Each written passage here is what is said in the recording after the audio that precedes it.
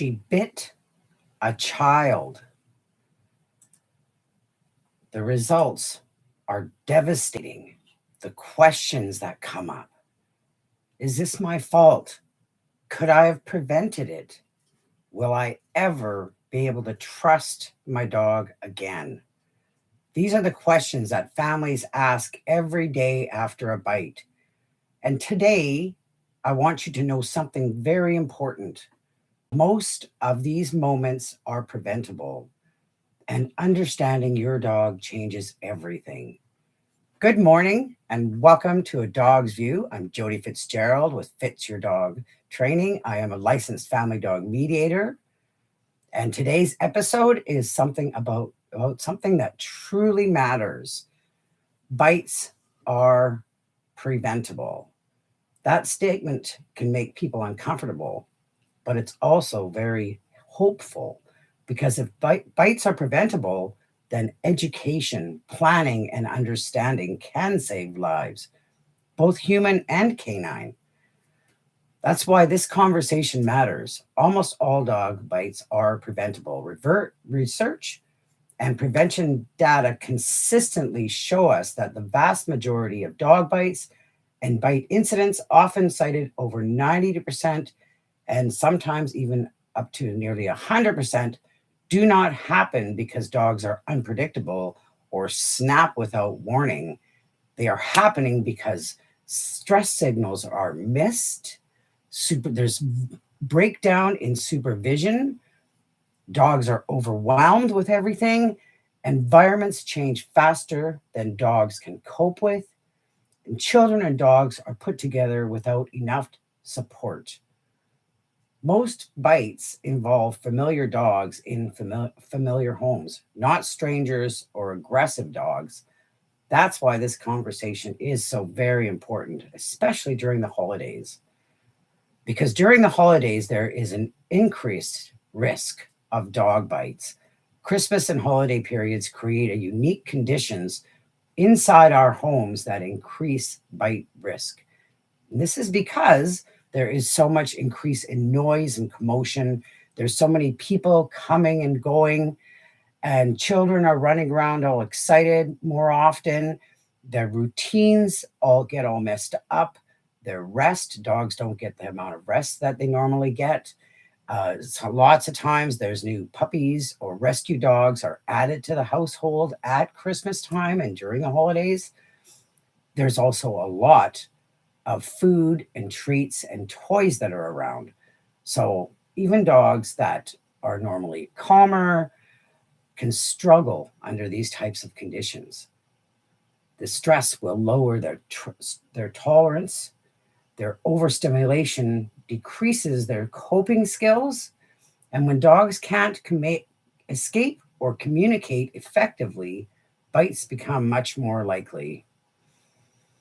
I like to share Effie's story, part of her story, not to scare you, but to show you what prevention can really look like and to learn from an experience that possibly could have been prevented for human learning. Effie came into a home through rescue at a very young age. She was extremely ill. She had a lot of vet visits. Her early life really depended on this handling, and there was a lot of discomfort and uncertainty, and she was scared. By the time I met her in January 2022, she was deeply fearful and already had a bite history. Her family loved her, and they were very worried, especially with the young grandson in the home. Effie's bite didn't happen because she was dangerous. It happened because stress signals were missed and pressure exceeded her ability to cope. She was put into a small space. Her home had become smaller, so therefore she was in a small space. And there was a tree, and there was presents, and there was everything her corner, her little private space had gotten a lot smaller, and there was a grandchild running around. So we worked with her, and what helped change it for life for her was not obedience training. It was not any kind of training at all. It was planning, giving her space, giving her choices, advocating for her, learning to recognize her body language and respecting it, and adults. So it was and us adjusting the environment to help her out. One day, Effie chose connection with me because she wouldn't let me touch her. I would only get usually the side eye. She didn't even want to be stared at or looked at too much. She One day she chose connection with me. She came and she sat near me by choice, and she let me touch her. So that was the beginning of opening a wonderful relationship with this dog. And this didn't happen by accident. It happened because the conditions that we were placing around her changed. And I'll go even deeper into that using the legs conversation, the legs model. So to understand why bites are preventable, we have to understand the whole dog. And that's what the legs model helps us do. Learning environment, genetics, and self, because this is always what's going on for a dog and what we get to work with to help us find the solutions. So learning, dogs are always learning from their experiences. So Effie learned quite young and early on that handling was uncomfortable and unpredictable. Her behavior made sense based on what she had lived through. When we change what dogs learn by respecting their space, reinforcing calm choices, and intervening early, we can change the outcomes. Prevention begins with teaching dogs that communication works and distance is allowed. Environment is one of the most powerful prevention tools that we have, that we can use. When her environment was adjusted, less pressure, quieter spaces, predictable routines, her nervous system could settle down. During the holidays, often in our homes, the environment becomes very chaotic. And so prevention means creating safe, quiet spaces for your dog, using gates, pens, crates, or closing doors to help give them a safe space. Rotating access to guests. Don't make them spend all their time. If they need to have a break, let them. Removing pressure to being social. They don't have to be happy and playful and having everybody patting them. Not every dog wants that. Not everybody dog is willing to do that and have that kind of experience in your home. And genetics influence how a dog copes with the stress. So some dogs are naturally much more sensitive and herding oriented or protected. They're more on it. They're more job focused with these behaviors and genetics that they have. And these are not behavior problems. They are biological needs. Effie's sensitivity required respect, not correction.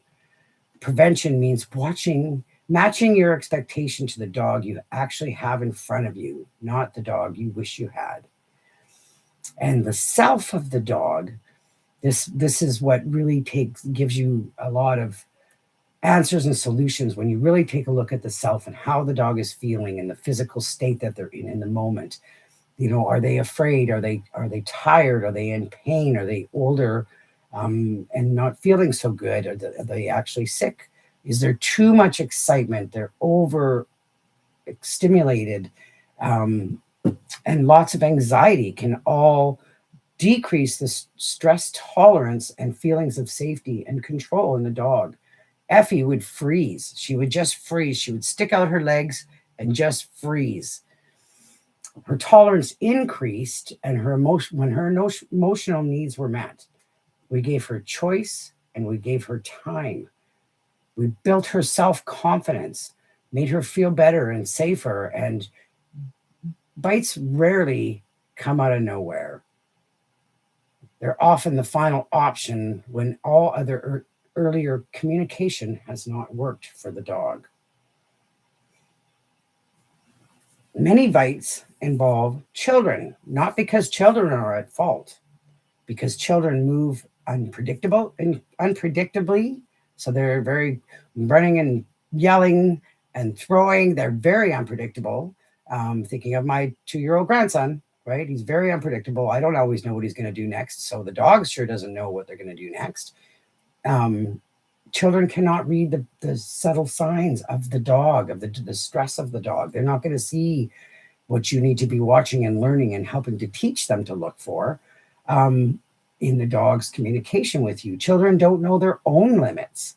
So how can we, and they certainly don't know dogs' limits for stress and anxiety and getting into their space too much and things like that. So we as adults need to support and guide and manage them. And during the Christmas time, adults are often very distracted with what's going on in the home. So teaching children to respect dogs and teaching adults to advocate for dogs and to protect everyone. So my core message here is bites are not accidents. They are preventable outcomes of unplanned situations. When we understand their body language, when we supervise appropriately, educate, adjust the environment, respect genetics and the dog's needs, support their emotional needs, bites become the exception, not the outcome.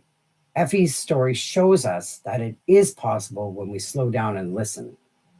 So please, if you have children in your home, if you're going to have holiday guests, a new puppy or a new dog, a dog who avoids, freezes, growls, or puts up with situations, please don't wait for something to happen. One conversation and one plan can prevent a bite, protect a child, and keep a dog in their home or alive. Please book a call if you want some one-on-one safety and prevention safety and prevention session with me. I have the link in the comments and in the description. And if this information matters to you, please subscribe to my channel. Education saves dogs. Education saves lives. Understanding prevents harm. Thank you so much for being here and for caring enough to learn. Don't forget the dog during the holidays. Planning is protection. Understanding is prevention. I'll see you next time. Thanks for watching. Have a great day.